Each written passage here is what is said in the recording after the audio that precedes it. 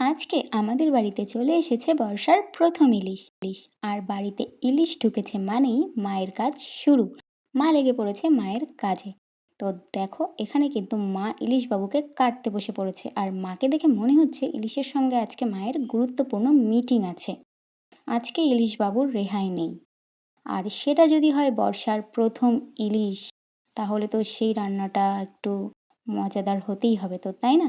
তো দেখো মা কিন্তু সুন্দর করে মন দিয়ে ইলিশ বাবুকে সুন্দর করে কাটাকাটি করে নিচ্ছে।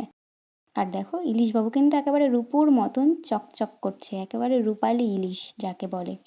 আচ্ছা, তোমরা কারা কারা ইলিশ মাছের এই তেল বা লুকা ভাজা খেতে ভালোবাসো অবশ্যই কমেন্ট করো। আমি জানি তোমরা সবাই ভালোবাসো, আমিও ইলিশ মাছের তেল, তারপর ইলিশ মাছ ভাজা গরম ভাতের সঙ্গে জাস্ট একেবারে বলতে বলতেই আমার জিভে জল চলে হলো। যাই হোক, তো দেখো ইলিশ বাবুকে মা সুন্দর করে সাজিয়ে গুছিয়ে কাটাকাটি করে নিচ্ছে।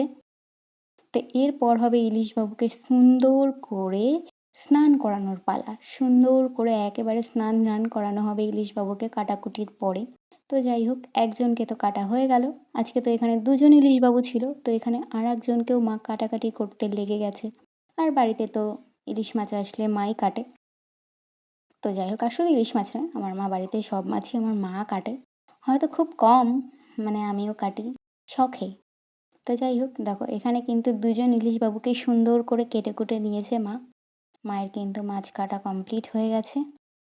তো দেখো, তাই ভাবলাম বর্ষার প্রথম ইলিশ এসেছে আর ভিডিও করব না, সেটা তো হতে পারে না, তাই না? দেখো ইলিশ বাবুকে সুন্দর করে স্নান করিয়ে হলুদ লবণ দিয়ে সুন্দর করে বরের বেশে সাজানো হয়েছে।